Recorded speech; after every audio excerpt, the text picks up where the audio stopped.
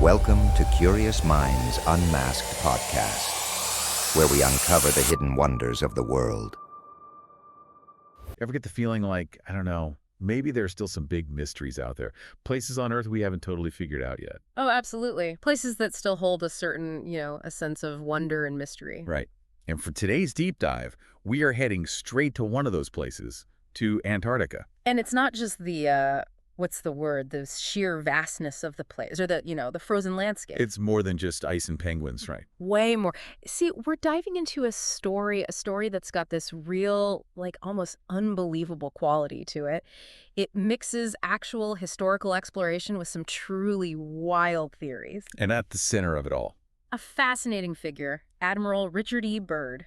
Yeah, this Byrd guy, he wasn't just some, footnote in history. I mean, the man flew over both poles, won the Medal of Honor, a true American hero, right? No doubt.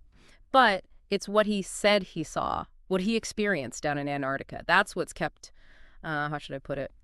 It's kept certain folks talking for decades. I'd say. Okay, so let's back up for a second before we go full UFO down here. Good idea, one step at a time. Let's talk about Operation High Jump. What was the official reason for sending this massive force to Antarctica? We're talking thousands of men, ships, planes. Seems a bit much for a scientific expedition. No. On paper, it was all above board. Establish a U.S. presence, test some equipment, do a little mapping, standard stuff for post-World War II. But even back then, people were scratching their heads a bit. I bet. Why so big? Why all the secrecy? What weren't they telling us? Especially when the mission got cut short. Right? Exactly. Navy blamed bad weather, but this was Byrd. The guy practically invented cold weather survival. Something about that official story just feels thought off. Yeah, that's where things start to veer into, let's say, more speculative territory. Remember, this was right after the war. Rumors flying about escaped Nazis, secret weapons. Oh man, here we go. And some truly bizarre ideas, have you ever heard of the Hollow Earth theory? Oh boy, the Hollow Earth. Okay, so for those of us who haven't jumped down that particular rabbit hole... Yeah, what is that all about? Give us the SparkNotes version. All right, so basically it's this belief that our planet, Earth, not actually solid, it's hollow. Hollow. And inside there's a whole other world. Some people even believe this inner Earth is inhabited by a super advanced civilization, way ahead of us. Okay, and where do the Nazis fit into all of this? Well, that's where it gets really interesting. See, the Nazis, specifically this group called the Thule Society, they were really into this hollow Earth idea. The Thule Society. What is it? Some kind of secret society? Bingo. Secret society, obsessed with the occult, ancient myths, all that. They believed that the Aryan race, the master race, they believed they originated in this mythical hollow Earth. And get this, they actually went looking for physical entrances. No way. Where? Places like, you guessed it, Antarctica. Hold on. So you're telling me the Nazis were sending expeditions to Antarctica based on some ancient myths about a hidden world? Oh, they were all in. Convinced that this hidden civilization had all this advanced technology just waiting to be discovered, technology that could, win them the war. But this was just some fringe group, right? That's the thing. They had the ear of some very powerful people in the Nazi regime. Wow, okay. So do the U.S. government know about this? Is that why they sent Byrd down there to investigate? That's one theory. Was the U.S. worried about a potential Nazi base hidden in Antarctica? A base maybe harboring war criminals or, and this is where it gets really out there. Even more out there than a hidden Nazi base. Okay, you got me. Hit me with it. Were they trying to access this supposed hollow Earth? All right, so let me get this straight. We've got a decorated war hero, a bunch of Nazis obsessed with a hidden world, a massive military expedition to the South Pole. We haven't even gotten to the really weird stuff yet. There's more. Oh, yeah. Buckle up, because next we're diving into Byrd's alleged secret diary and what he supposedly encountered during those mysterious missing hours.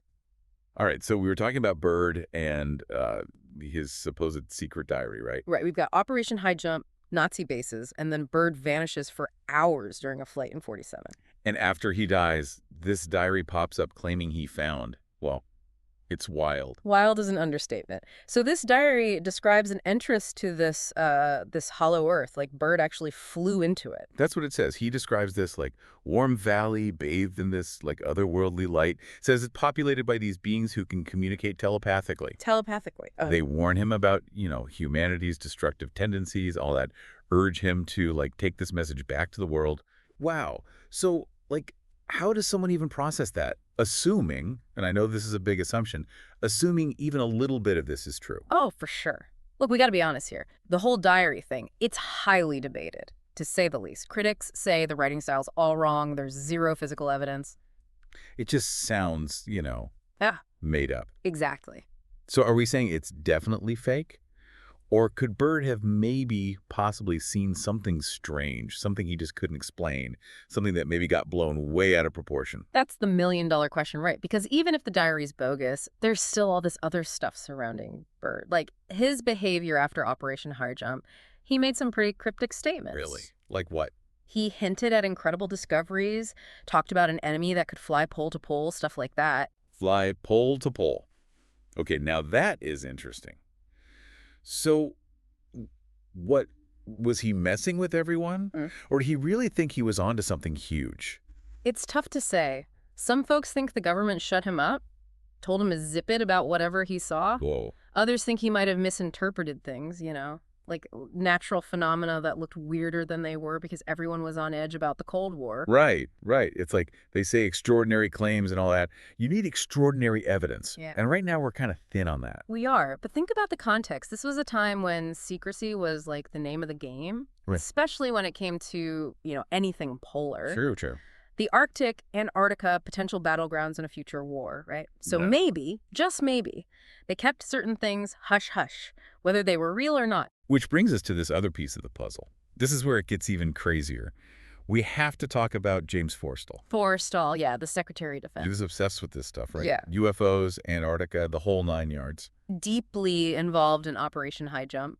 And some say deeply troubled by it, like really messed up by whatever he learned. And then? He dies under super suspicious circumstances.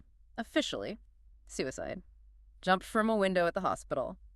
But the details, let's just say they're fuzzy. It does feel a little too, convenient, doesn't it? The guy who knows too much takes a header out a window. Sounds like a bad spy movie. Right, it really makes you think. We may never know what really happened to Forstall. But it definitely adds to the whole mystery. So, okay. We've got this whole, web of intrigue here. Military expeditions, Nazi bases, secret diaries, government cover-ups. It's a lot. How do we even know what to believe? You're right. It's easy to get pulled in by the mystery of it all. But, like we were saying before, extraordinary claims. They need extraordinary evidence. And in this case, we've got, a diary that might be fake? Some cryptic comments from Byrd. Suspicious death. Right. None of that screams irrefutable proof, does it? I mean, there's no smoking gun here that says definitively there's a civilization chilling inside the Earth, or that the government's got some big secret about it. That's the thing with these stories. But even if we say, okay, the craziest stuff probably isn't true, there are still some things that make you go, that's weird. Okay, so what? What's got you scratching your head? Well, there's all those UFO sightings over Antarctica. People have been reporting them for decades.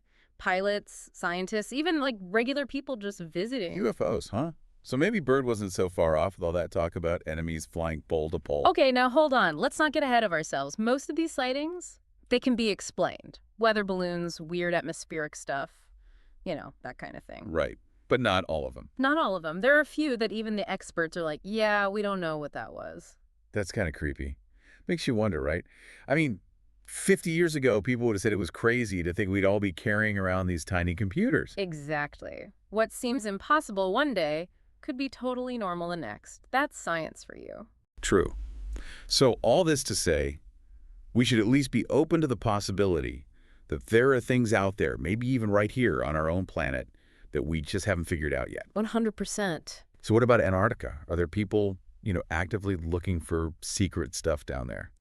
Well, Antarctica is still a tough place to explore, right? It's like the definition of extreme, coldest, windiest, driest continent. But there are researchers down there all the time, studying the ice, looking for clues about the climate. Some even study those giant lakes hidden under the ice, see if there's any life down there. It's amazing to think about, this whole other world right here on Earth just waiting to be discovered. And who knows? Maybe one day we'll have some answers to these mysteries. Until then, I guess it's up to us to keep asking questions, right? To look at the evidence, talk about the possibilities. And maybe have a little fun with the what-ifs along the way. That's what these deep dives are all about. So the next time you see a picture of Antarctica, all that ice and snow, try to picture Admiral Byrd out there, flying over the frozen wasteland. Remember those stories, those mysteries, and ask yourself, what do you think is really going on down there? Let us know. We'll see you next time.